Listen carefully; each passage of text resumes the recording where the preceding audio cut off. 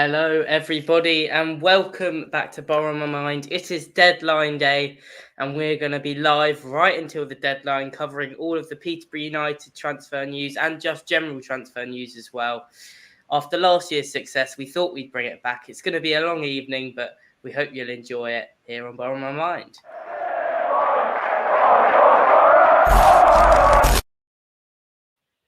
Well, it's deadline day. Bit of a quiet one as well, hasn't it been, Caiden? Not a huge amount of news. Do you like it that way when it's the deadline, or would you prefer an action-packed deadline day? I guess it depends on the kind of situation that you're in. I do think there's a couple of areas that we could improve on, especially, defensively. Of course, it would be great to have as much depth as possible. And the rumour is that Katongo could be coming back on loan, which would be great, wouldn't it? Although I much preferred Kyoso, I do think Katongo would be a great backup. Yeah, 100%, 100%. Max, so it's not looking like there's a huge amount of movement. Are you happy with the squad it is right now, or come 11 p.m. if we haven't had an announcement from Posh of a signing, would you be panicking slightly? I'd be disappointed, but I wouldn't be panicking. No, I think it'll give Nevitt a really good chance to. I think if I'm being greedy, I'd like a striker. I don't think we'll get one. There hasn't been a lot of movement today. I believe last season, this sort of time in the window, we'd been linked with everyone up front, and we seem to have not. But last season, then again, Jono was going to leave. 2 panic signings came through the door. Then Jono stayed. So it will go down to the wire, I presume. But will I be panicking? No, I won't be. I think our depth is okay. It's not contention of a an automatic spot. It is in and around mid-table to the playoffs sort of depth. If we can get another centre back through the door and maybe another player to just fill in a gap, that'd be great. But realistically, unless we go out and get Katongo, I think we're only going to be starting backup players just because obviously we're at the wage cap as it is. Yeah, and obviously we sort of heard the news earlier today. That's been the big story of the day, Katongo. Footy Insider reported it earlier this afternoon. And then it's sort of been a weird radio silence since then, where we've heard very little from the club or anybody about transfers. Tobber, do you think we'll end up getting Jadel Katongo, or do you think it is going to be a very long night for us here on Borrow My Mind with very little news? Yeah, I don't think he'll come back. Unfortunately, because I do want him to come back, but I just don't see it unless we get him in January. But I just see we not doing anything till 11 p.m. unless a few academy players leaving. But I don't see him coming back. Max, what's wrong, buddy? You're freezing all over the shop, Tobber. Your volume's fine, but your camera's freezing. But it's all good. We'll go to the chat quickly and see what they're saying. Who's excited for the game against Wrexham? Kieran says, you know what? I'm really excited. We'll get on to a bit of a preview of the Wrexham game later this evening. I am absolutely buzzing for it. It's one of the most excited I've been for a home game in quite a long time. The atmosphere is going to be fantastic. The GH is open. London Road's going to be bouncing. I'm looking forward to it. Caiden, you're getting a lot of love from Borough on Tour, who says you're his favourite YouTuber. Everybody loves the Cape United channel. Albie Footy says, I think we need a left winger to step in for Ado if he gets injured. Lods Green says Caiden's hair is always rubbish. And then Ashley is saying some things about Kerry Graham, who's in the chat. Don't know what she's on about. Will, where are you standing? Says DeMarcus. I believe tomorrow all of us are in the GH, right? Yes. Okay. Right. Let's move on to our next segment, where I'm gonna take you guys through a little bit of a ratings, where I want you guys in the chat to get involved as well. I'm gonna name some of the signings that we've made this summer, and I want you to give them a rating out of 10 of how impressed you've been by them so far. A 10 out of 10 if you think they've been a great signing, excellent, unbelievable signing so far, and a 1 out of 10 if you've been more than unimpressed with their efforts so far. So I'll start with you, Tobber, and I'll start with Chris Conn-Clark. What has everybody thought of Chris Conn-Clark, and has he made the impact that we were expecting him to? The first game. Oh, are you Tobber? We'll start with Tobber. First game, I thought he was played out of position when he was more on the left, and I wanted him to be in the middle. So I don't think we saw him against Exeter, did we? I don't think he come on. Exeter. Who was the other league game we had? I don't know. But we ain't seen much from him. I reckon a 5, mate. 5 out of 10 for CCC. Yeah, DeMarcus in the chat agrees with you. Caiden, what have you thought of Chris Conn-Clark so far? He's been slightly underwhelming. Although, yeah, it's quite tough to judge so far. He needs game time before we can make a proper judgment of him. Obviously, great prospects. We expect quite a bit from him. Not the worst of starts, but could be a little bit better. Yeah, Max, do you agree? Sorry, I know you've just taken a mouthful of your food. Max has had a very busy day today. Actually, I think he's been in the sky flying. I tell you what. Sorry, just before we move on, this Jamie guy is supposedly. So he said he saw Barry Fry and stuff leaving the stadium earlier when we were live talking about Katongo, and now he's got a mate. I mean, if Katongo happens, props to Jamie, but he's proper in the know, isn't he? Max, bring us back on target. What are your views on Chris Conn-Clark? Sorry, Tobber, for jumping in. I was so excited to answer the question.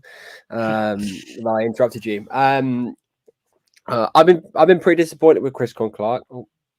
Oh no, I'm good.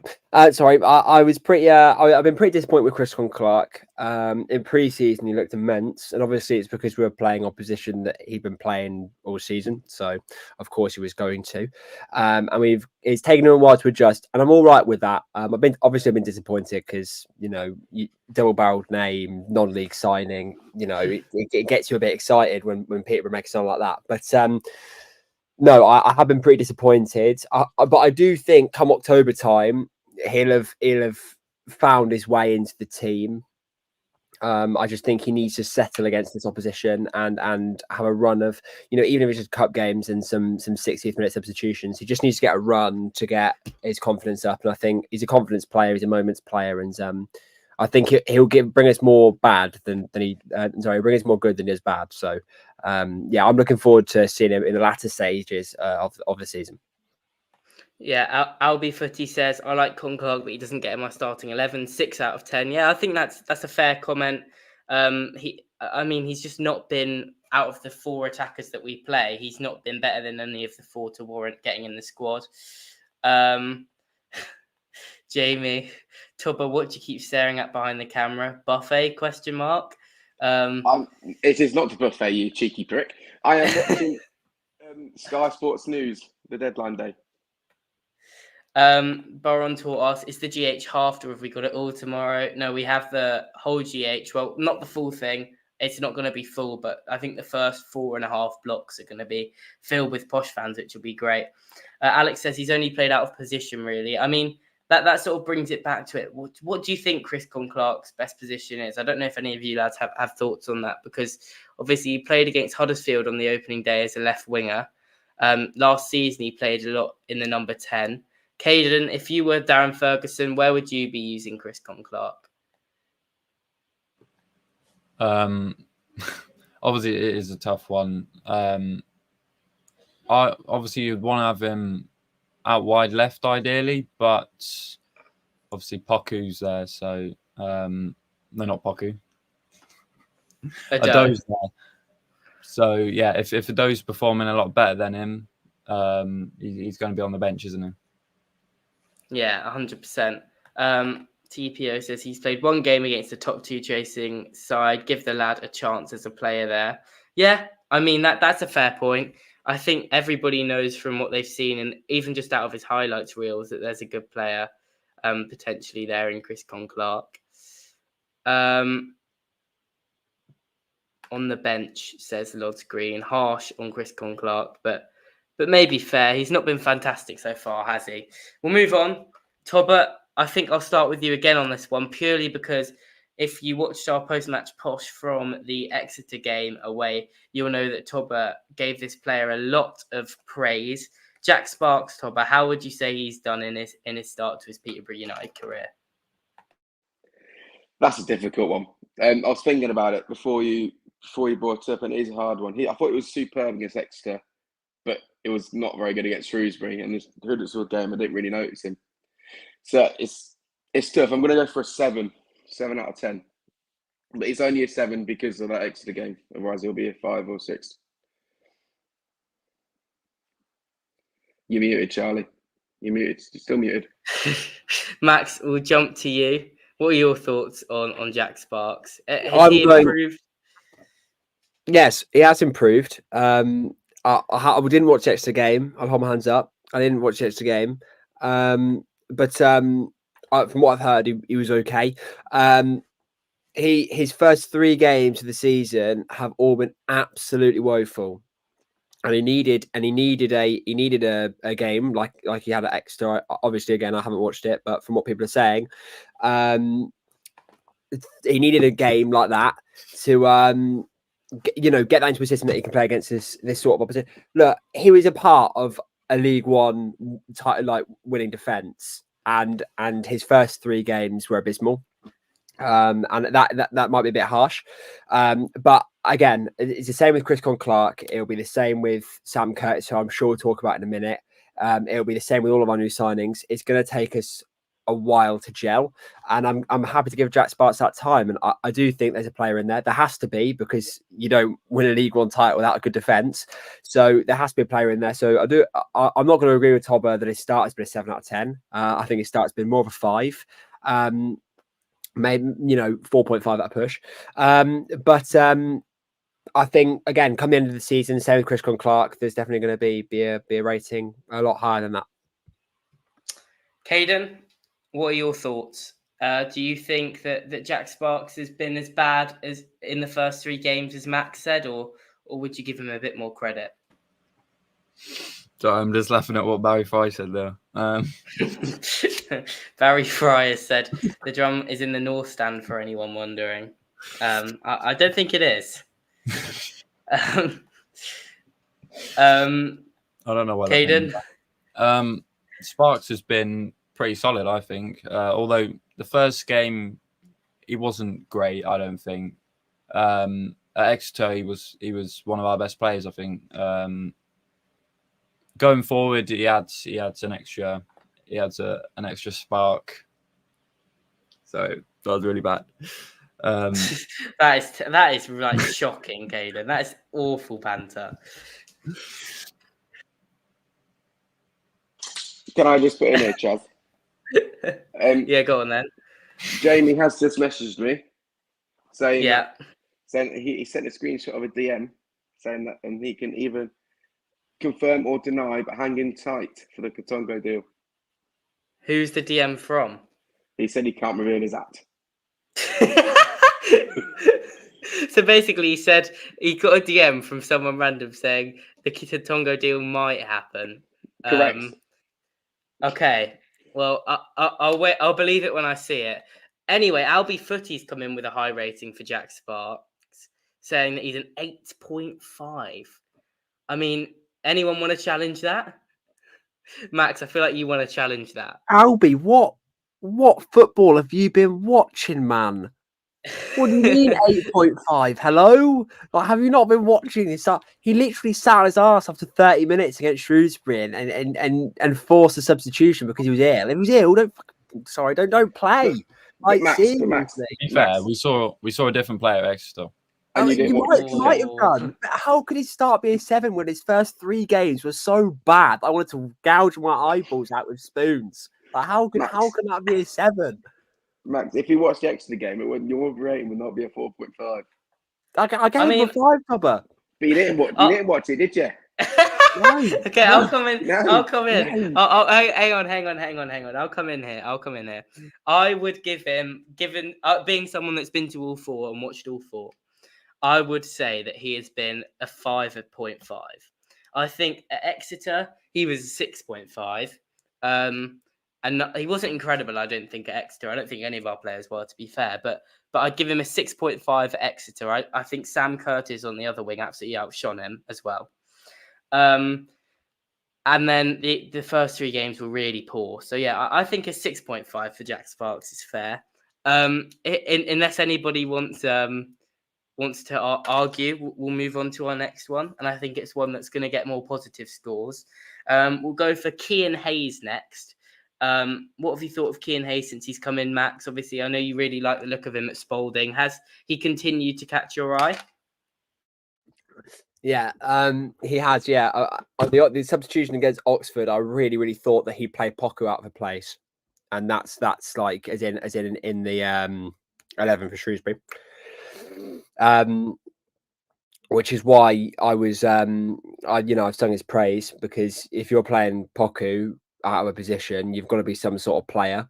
But you don't. Poku's just been superb. So Hayes is excellent. But as long as Poku's here, he's like, competing with someone that you're just not going to get ahead of. So, but what I am really happy about is that if Poku was to pick up an injury, like he did in January last season, we're not going to have to sort of get a panic loanee in to cover a position, or Cian Hayes is more than capable of playing against this level of opposition. And it's a really good backup in case a Poku injury or a big run of games happens where we're like, right, well, we'll rest Poku here and here. I'm perfectly happy that Cian Hayes is at a similar strength. But I don't think he should play over Poku, and he showed that against Shrewsbury. Yeah, so what would you give him out of 10 then, would you say? What do you think your rating for him would be? Well, we haven't seen a lot of him, but I'll give him a 7.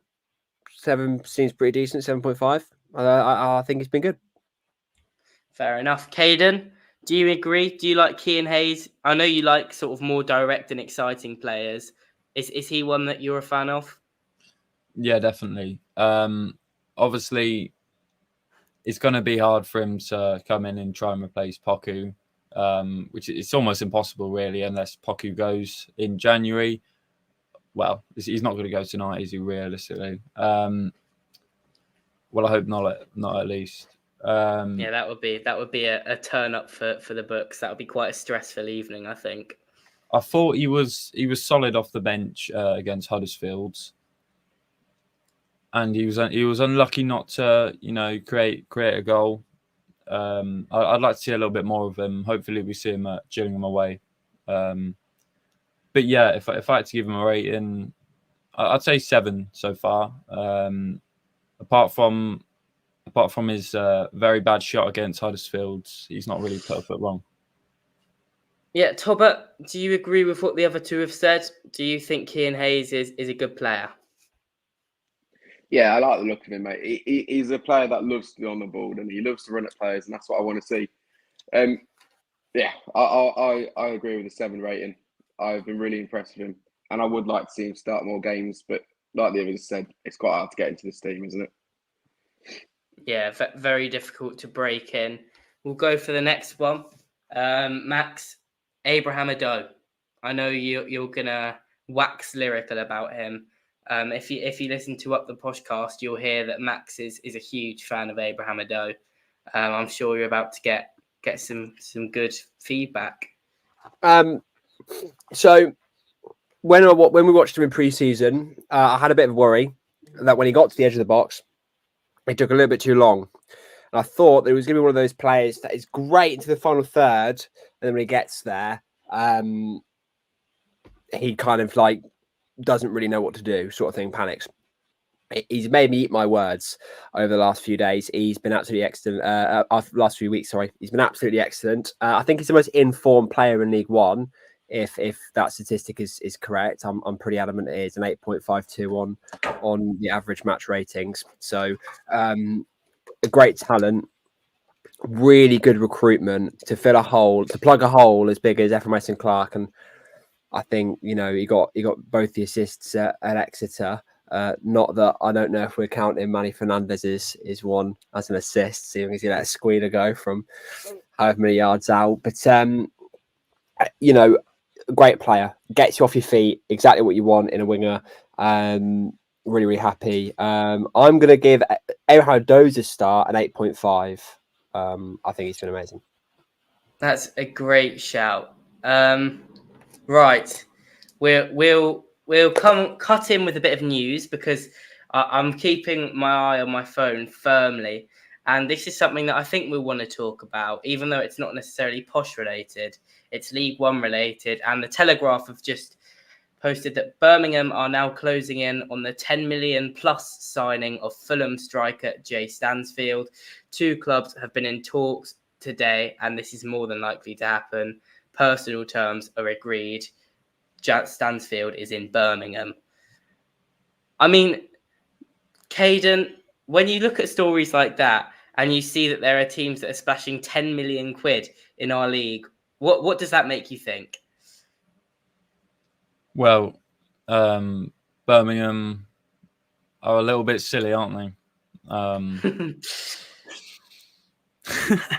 They're trying to do a Chelsea, and it's not going to work, is it? Realistically. What? Just No, signing hello? every name. Hello? No, it's not going to work. If you sign players, The dressing room, it's not going to work. Like, players want game time, and I don't think it's going to work. They're all going to fall out. Caiden, can you name me 3 of Birmingham's signings that have been announced? No, let's not jump. I can see exactly what Caiden's saying. In the sense of Alfie May. In the sense of they've now brought in, when you look at their squad list, even on FotMob, when I've got it up here, in the attacking area, they've got 1, 2, 3, 4, 5, 6, 7, 8 first team players. They're about to have 9 with Stansfield. They've got Lyndon Dykes, they've got Alfie May, and they've got Jay Stansfield now, 3 League One strikers. You can't play 3 strikers, Max. How do you try and keep Lyndon Dykes, Alfie May, and Jay Stansfield happy at the same time? You play 3 strikers. What do you mean you can't play 3? Of course you can play 3. They've lost Dembele. He's gone to Oxford. So the wide, you don't need the wide play. They've got Mark Leonard, who, as we saw last season, was absolutely phenomenal. Even though take the pride out of my mouth, he was absolutely amazing. So of course you can play 3. Dykes can play deeper as a centre forward, and you can have May and Stansfield playing off of him. There's plenty of formations that they could do that could have all 3 strikers in action. So look, I'm really, as an opposition fan, I find it really, really funny that in League One, we're Birmingham flashing 10 million pounds. I know a lot of fans are like rattled by it. Like, how can you compete? Just laugh at it, man. Like, accept they're going to win the league, laugh at it, move on, focus on your own seasons, and yeah, I think Birmingham will breeze this league. Yeah, it's going to be really interesting.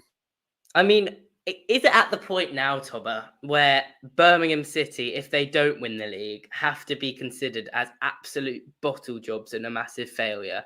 If they've spent £25 million total on transfers, is it the bottle job of the century? Is it an absolute disgrace if they don't walk League One? I cannot wait for them not to get promoted, mate. I'll be so happy they don't go up. Think of the reaction if they don't get promoted. But I do agree with you. If they do not win this league, it's a disaster. It's a disaster. Even if they get top 6 and they lose in the semi-finals, does the manager get sacked? Then what happens like that? Because they have got to win this league without signings, without money. They have got to win this league. They're not going to, so it's going to be really funny. Yeah, I mean, that is the big one. The big signing that has been sort of rattling on through the summer. Obviously, he scored against them for Fulham the other night. And yeah, it will be really interesting to see how Birmingham do. But we'll move on from that talk for a minute. I'm sure we're going to talk a lot of generic transfers this evening. But we'll move on to what I want to do next, which is a preview of tomorrow's massive game. It's an almost sellout London Road against Hollywood FC, Ryan Reynolds and Rob McElhenney's Wrexham. I've triggered half of the of North Wales this week by giving a very provocative score prediction against Wrexham. So we'll move on. We'll talk about the Wrexham game in details. Let's give it a preview.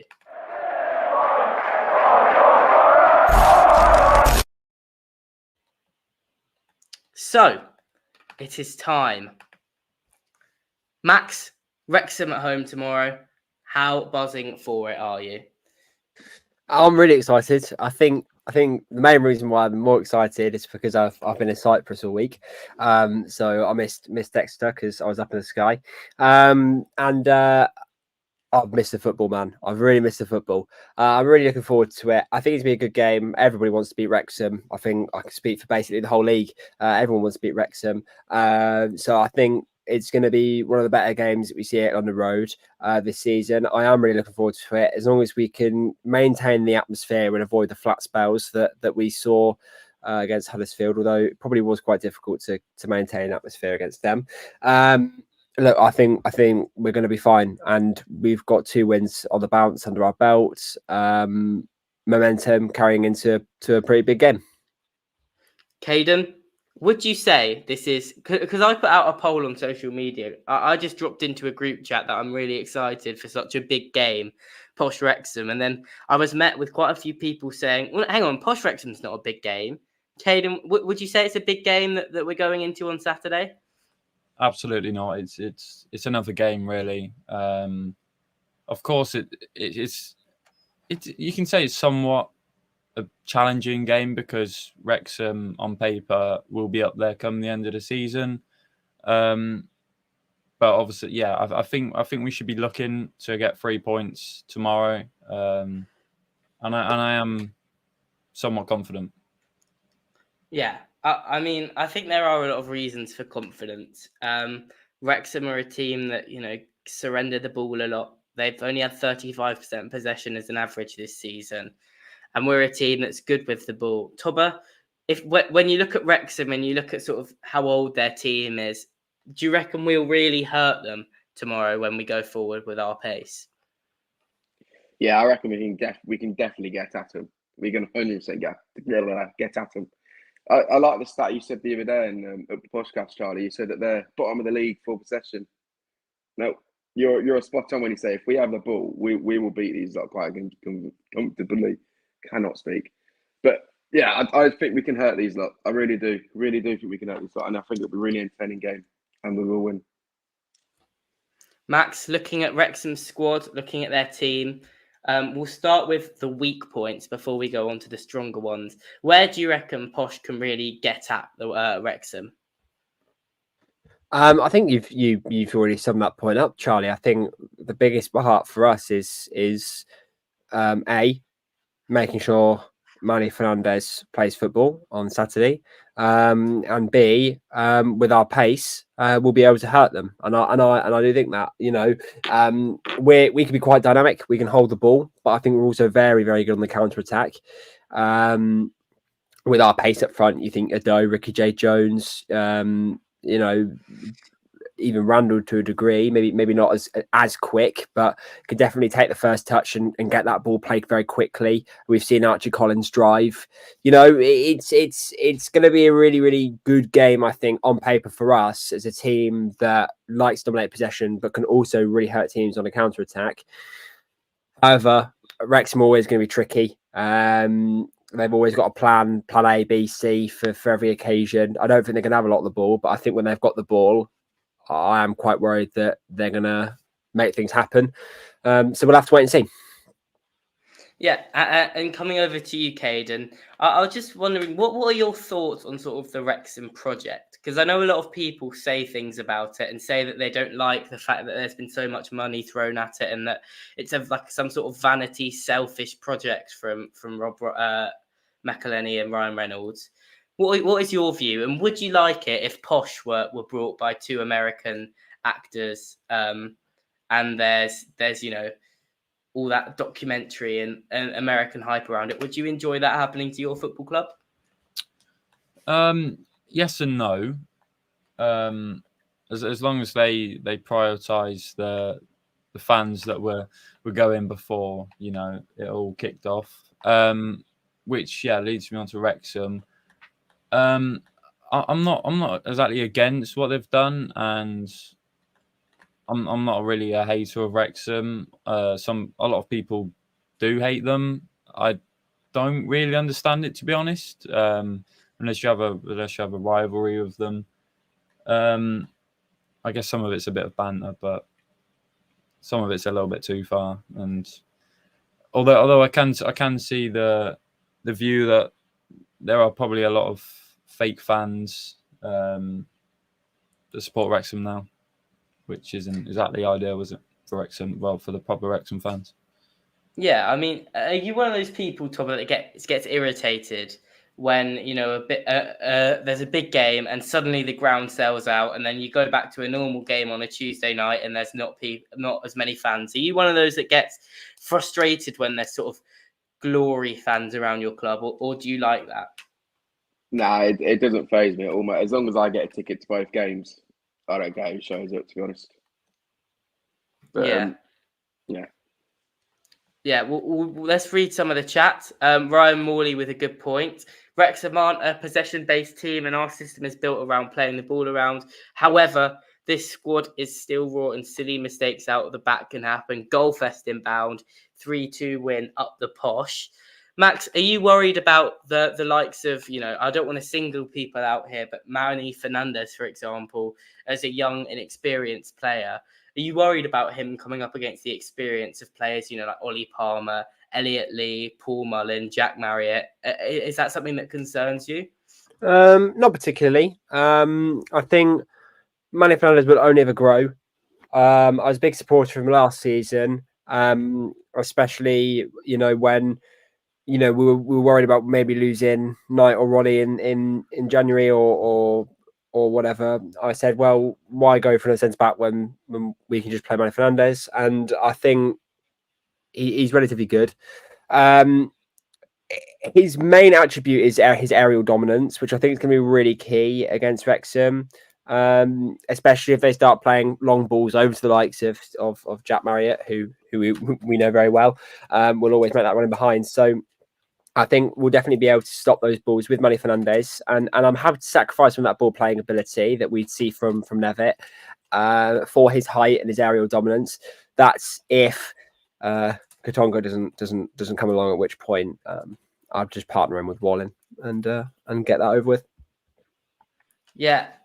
On Oscar Wallen, he's one of the ones that I didn't mention in our rating of the signings so far earlier. He's a really interesting centre half, isn't he, Tobber? In terms of, he's a bit different to Ronnie and Knight.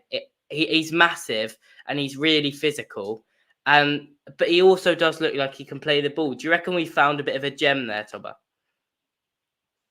I really hope so, mate. I do really hope so. But early signs, I'm not too convinced on him, to be honest. He's absolutely massive. But have we seen him win a header? I don't know. What, Oscar Wallen? Have we seen him win a header? Does he win headers?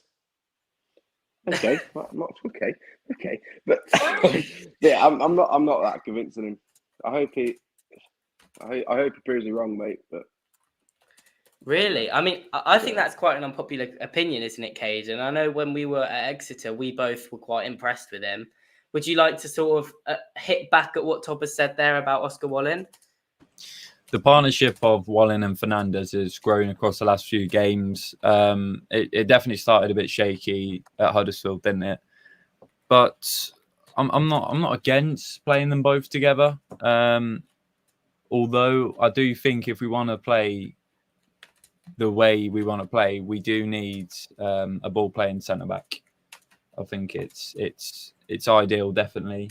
I don't think Manny's all of a sudden gonna have a great left and right foot. So yeah, I'd like to see George Nevitt start tomorrow. Oh, that's controversial, Max. Would you chuck George Nevitt in for a game that this is of this massive sort of difficulty? No. If you want my honest opinion, no. I am a big fan of Levitt. Not that we've seen him yet, but I'm a big fan of what we've heard about him, and I'm really looking. We saw him in pre-season, and he was excellent. Would I throw him in this game when we've got, probably not. I mean, he's only just got back to full fitness. He was available for Exeter, but was put on the bench. We've obviously signed him to play.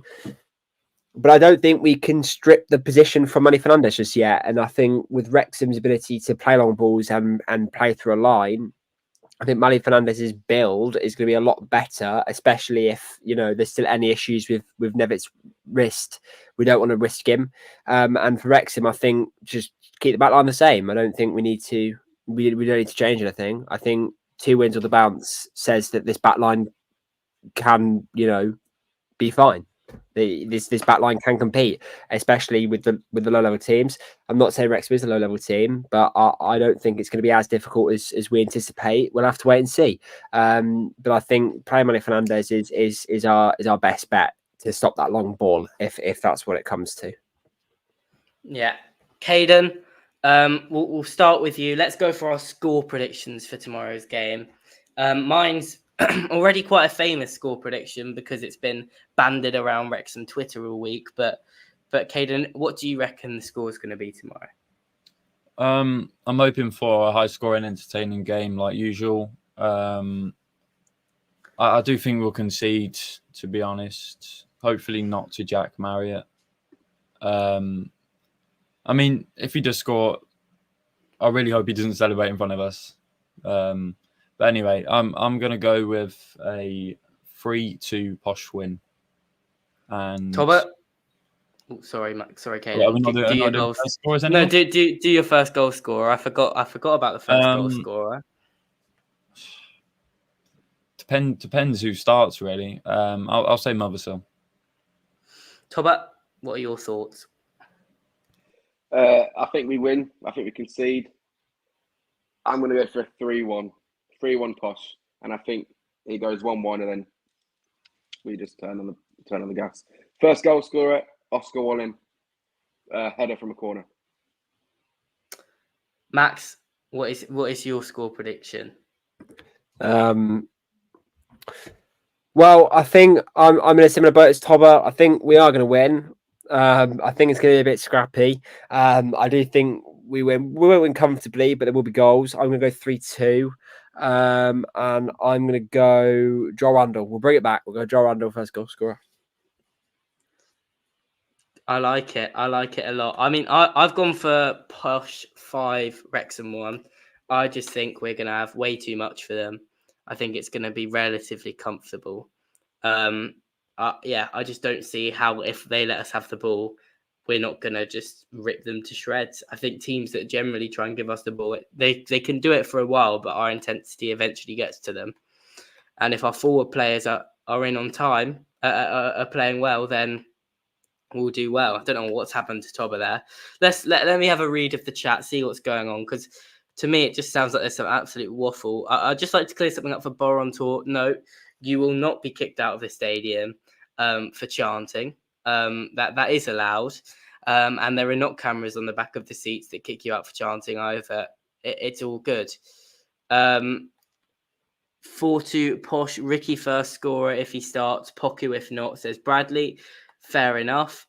Dan McClellan says 3-1 posh, Poku first goal. I think everyone thinks that there's going to be goals from both sides. I think keeping a clean sheet would be really difficult tomorrow. As you've just seen, we've made the decision. We're going to break up the evening's live streams tonight because we don't have a massive amount of news. So we'll be going stopping the stream at about 8 o'clock, and then we'll be coming back on. We will be live for the deadline like we were last year. So we'll be back on later in the evening, and worst case scenario, we will just go live at 10 and just waffle for an hour like we did last year. What is going on in the chat? Jade El Katongo just knocked on the door asking for directions to the ground. Jadel Katongo to PSC. There we land. I've got a question for Tobber. Go on then, Max. So Tobber, obviously, there's a lot of talk about the atmosphere tomorrow. Yes. And we need, it needs to be loud. It needs to be Max, I was just wondering if you knew where the drum was for the game. Which stand is the drum going to be in? And do you know if we're going to be able to drum for the whole game? For the 50th time, maybe on Twitter, for the 100th time, I've said it many times. The drum is in GH. Okay, will we be able to drum the whole game? Probably not. Wait, so is there a drum in the London Road end or not? Who do you think I am? I don't know One this of the information. I don't know this information. I've only got it in the GH. Are you gonna be using the drum in the fan zone? No. I'm not going to the fan zone. I'm not going to be drumming. I don't want to drum. Okay, so what I'm hearing is Tobber's on the drum in the GH, but he's not in it in the fan zone. Tobber, can you clear it up? Because you've clearly confused the chat here. Can you tell us once and for all, is there a drum in the GH? I can't confirm there is. I can't deny there is. But I shouldn't be in control of wherever there's a drum or not. If there's a drum, brilliant. If there's not, we'll deal with it. It's not a big deal. Tobber, you messed this up massively, mate. I think you may have I don't know single-handed. the answer. Anyway. Fuck you.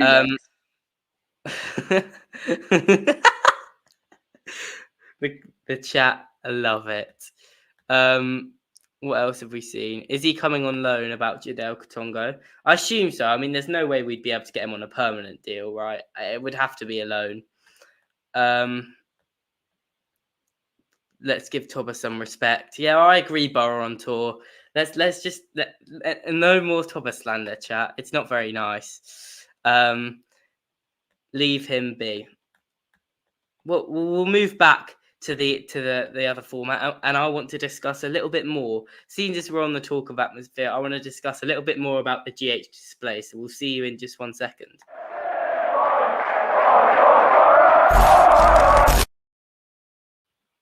So, Caiden, you seem to be the leader of the atmosphere in terms of getting us in the GH display stand. I know you were very openly campaigning for it last season for certain games. This season, are you happy with how the club have gone about giving the GH to home fans? Yes, I'd say so. I don't think it's realistic that we'll end up getting it for some of the games that aren't exactly as important, or if we're not playing as big of a side. But for these sort of games, it's great to have the GH. We've seen the atmosphere was great in there last season, for the Cambridge game and the Oxford game in particular, and it definitely helps the team. Yeah, Max, is the GH something that you're invested in? Like, if it was open, for example, for a season ticket next season, would you buy a season ticket in there? Yes, I would buy a season ticket in there. I think, I definitely would. I bought season tickets in London Road for a while now, and not that it's outdated, but as soon as you go in the GH display, it's absolutely unreal. With the drum especially, it's always so lovely to be in there. I feel like we always sound so much louder, and obviously that's just because of the acoustics and the roof, especially that makes the sound travel further. But I think, Oxford in the playoffs was unreal. The atmosphere before we conceded that penalty was brilliant. To replicate that, I think the GH is the way to go. I can tell you this now: the atmosphere would have been awful if we were on the road against Oxford, and I can promise you that if we'd given Oxford whatever the GH, or even if we hadn't given them the GH, we just given a block A and B, I can promise you we wouldn't have been as loud. Yeah, I think that's a fair point. Tobber, do you agree with Ashley Wilson here? Do you agree that the London Road End is finished? Do you think do you think there's any way back for the London Road End? Do you think it will work for us to be sort of a two end team, or do you reckon there is going to have to be that full transition to the GH? I somewhat agree and I somewhat disagree. I've been going on the road for a couple of years. I do love it. I do really, really enjoy it. However, there are some parts of it that are just awful. Like going for a drink at half time, you have to leave 5 minutes early or you're just not going to get one because they queue. The queues are ridiculous. They're absolutely ridiculous. So it's that the seating's awful. The view ain't great, but I'm only there for the atmosphere. But if they move it to the GH, then that'll be the atmosphere, you know what I mean? But I do think it's finished. I don't think there's any way back unless we get rid of the roof. But what is it so hard to put GH to have two GHs or have like one extra to build it up? Yeah, I mean, I guess the question. Oh, sorry, you go. There's buildings behind the terrace, and it would cost a lot to demolish them. So, do you reckon if we go to that takeaway guy, it was a Papa Luigi? Is that his name? I don't know. But do you reckon we go to him and say, "All right, here's some money. Can we have the building?" He's saying yes to that, surely. What are you saying to me? I mean, Caiden, I think it's a very clear question what he's asked you. Do you think Papa Luigi would sell his business if push came to shove? No. And something else to discuss, obviously, around the ground. If we're talking about new developments, will any of you be making a trip to the new fan zone anytime soon? I know the club have worked really hard to put it together. Max, will you be going there pre-game on Saturday? Yeah, I think I will be. Yeah, I think it looks really good. When I think it was Huddersfield that we saw it for the first time in action, and it rammed. It looked really, really good. I think the prices are a bit extortionate, but if the sun's out, people are going to pay them. I just really hope that they reevaluate the prices when the sun goes away, because there is nothing worse than an £8 pint of Madri in the rain. So I really hope they renegotiate the prices of winter. Look, keep the hot food prices the same if you want, but the beer has to come down at some point. I think the margin for error, I think they'd sell more pints if it was £5, but I reckon it'll just even itself out, but we'll have to wait and see what they do. But yeah, I think I'll be going in on Saturday. I'll be going to go. Depends what my friend Tobber is. Obviously, he's got a drum to shift to the GH display stand. So if my good friend Tobber is not in the fan zone on Saturday, then neither will I. I'll be helping him get his drum to the back of the GH. Yeah, that's fair enough. Listen, Tobber's drum is quite important to the atmosphere on Saturday. It could be the difference maker. We'll talk a little bit as well about the international break coming up. We've got Leyton Orient away that's been postponed, and it's becoming a bit frustrating, isn't it? That you just get these big gaps in the season for games that you knew were going to get called off on the opening day, and yet you still have to wait for the official, and then they get rescheduled onto Tuesday nights. Caiden, would you like to see the international break implemented into the League One campaign as well, or do you not mind the Tuesday night games? Because it's looking like we're going to have Leyton Orient and Charlton, two really good London trips, move to Tuesday nights, which isn't ideal, is it? No, not at all. And especially if we have a good run in the Tim Pot Trophy. I can't remember what it's called anymore. Even though we won it, the BSM. Yeah, that thing. We played a lot of games last season, and it ended up costing us towards the end of the season. I think. I think what they could definitely do is make the season longer, to handle that many games, because you've got the Premier League clubs moaning about the busy fixture schedule, and it's nothing compared to League One and League Two clubs. Yeah, 100%. Tobber, Do you enjoy Tuesday night games? Do you enjoy the rearranged fixtures? Does it bother you when you see that games like Orient away are being called off, a few weeks before the game? And do you think it would make a difference if they added the international break? I don't think the international break needs to be added at all. In all seriousness, if 3 Leyton Orient players are not in that squad, can they still field a team? Yes. If 3 posh players are not called up, can we still field a team? Yes. So why has it been postponed? I don't understand. Oh, so you're of the opinion that no matter how many players we're missing, even if we are missing Sam Curtis, Hector Cipriano, and let's say for argument's sake we get Katongo in and he's missing as well, you think we should still have to play the game? Yeah, just field it. That's why squad depth is important at the end of the day. That's why we sign players, not just sit on the bench. They need game time, so just playing those sorts of games. I don't like going away games on Tuesdays. Don't like it. Yeah, I mean, Max, what's your take on all of this? Because Tobber's one side, Caiden's the other side. Do you think we should sort of make concessions and cancel games because teams don't have their full squads available, or do you agree with Tobber and say just get on with it? I will lean more towards Tobber. However, I will say that if I don't think Tobber would be saying it if say Poku, Cipriano, Collins all got called up and then we couldn't field any of them. I think Tobber would be we'll be hoping the game's called off because we wouldn't have our spines. So if it's going to put teams at disadvantage, I get it. I get why it's there. I get why the rules there. I do think it's I do think it's upsetting that two of our best days last season anyway, in my memory, have been called off and moved.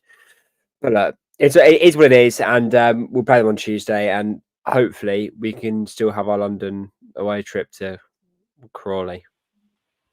Yes, 100%. Jamie, I mean, we'll talk about the Katongo move if it happens. Jamie, you know what? Go onto Twitter, DM the Borough on My Mind account. The DMs are open. Send us a DM. Show us what this is that you've supposedly seen about Jadel Katongo. And we'll believe it when we see it. Albie Footy has asked for an update. Listen, we don't really know. We were told that we're in advanced talks for him, and then we haven't heard anything about it.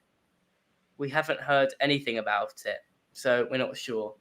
One good piece of news that we did get today, though, Max, is a player that I know you're a big fan of. Donné O'Brien-Brady signed on a new long-term deal following Dornelli last week. It's great to have these academy lads tied down. Yeah, it is massively. Yeah, after Tobber played a horrible prank on me and said that we'd signed Akinfenwa, I went onto Twitter and saw Brian Brady had signed a new deal, which I was very happy with. I had to check for my own conscience, just in case. But I was really happy. I am really, really happy that Brian Brady has signed a new deal. I think he's a gem. I think he's amazing. And there was even a point where I was thinking, if it was any other player other than our captain that he was keeping out, do they come back in regardless of how good they were? I thought he's been excellent. Obviously, he's Cipriano. Nobody's keeping Cipriano out. It's a very similar situation to Hayes and Poku. It doesn't matter how good they're going to play. They're never going to keep Poku and Cipriano out of the team.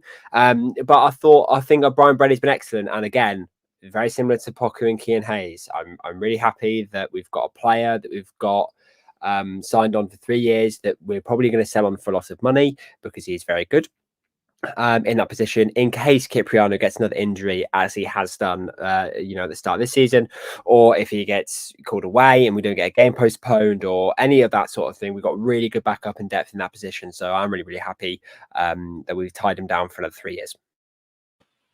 Yeah, and Tobber, was there ever a point, obviously, where we've just spoken about Cipriano there, touched on by Max? Were you worried that Hector Cipriano would leave going into the final sort of week and 2 weeks of this transfer window? Or were you always confident that, given the club captaincy, blah, blah, blah, he would be staying for the rest of the season? Well, it's a strange one, really, because when Mason Clark went to Coventry, a load of Coventry fans saying that they're also going after him. So they didn't really know the situation. But when I saw we made him captain, it did kind of tell me that he's staying. But then it's similar thing happened to Langstaff at Notts County. He got made captain and left. So it's never really too over till it's till he's holding up the shirt at the new club. I didn't think he would leave. I never thought it would go. Yeah, that's a fair take. Caiden, would you rather, obviously, let's say there's a big bid that comes in now this evening and the player's going to leave. Would you rather lose Kyprianou or Poku this evening? Oh, definitely Poku. Yeah, I think Kyprianou he's a lot more valuable for our team.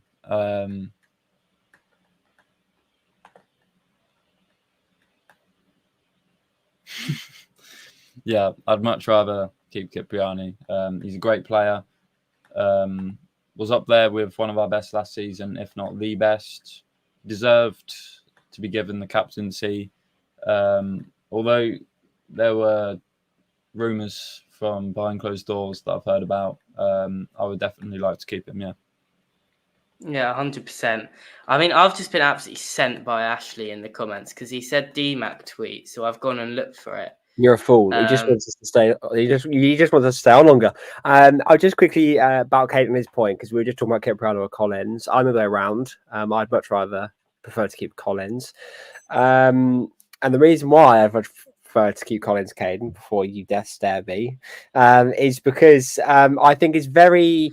I think not necessarily simple at this level, but I think it's easier to find a Kyprianou replacement than it is to find a Collins replacement. I think Collins is extremely good at a lot of attributes that you look for in an 8, whereas I think Kyprianou, whether we play 2 8s or Kyprianou plays as a 6, it doesn't really matter to me. I think, we've got someone like a Brian Brady who can cover Kyprianou's ability, but if you lose Collins, you lose that progressive play that you get with him. So I definitely think I'd rather keep Archie Collins, but that's a debate for another day, I think. Yeah, that's a fair one. Jamie says, well, lads, Katonga will be announced tonight. And Charlie, what will you do to listen? Jamie, send me this truth. Send me this proof to my Twitter account at Chaz McPosh. If you send it to me, I'll believe you. I'll accept it. But until you do that, no way. And we have had a Peterborough tweet at 8 o'clock on deadline day. And it is that the newest episode of The Halfway Line is out. And it looks like Ryan de Havilland's the guest. So that's interesting. I'm sure that'll be thrilling. And with that, it doesn't look like we're going to get any announcements so far. I mean, obviously, Jamie is convinced we'll have Katongo to talk about. We will be back live this evening. We were hoping to go all the way through, but to be fair, we were hoping for a lot more news. So we'll be back with you later this evening. 100% we'll be live. Keep updated to YouTube and Twitter. If it's YouTube, I will show you. If it's YouTube, I will make sure I schedule it at least 15 minutes in advance. So keep your YouTube notifications on, or follow us on Twitter. And yeah, we'll be live later on this evening to hopefully talk more transfers. And we'll talk about general transfers as well. We'll talk about the Premier League. It looks like Raheem Sterling might be off to Arsenal. We'll discuss that later, as well as a lot more. So yeah, see you later on this evening, and hope you have a good rest of your Friday night until we're back.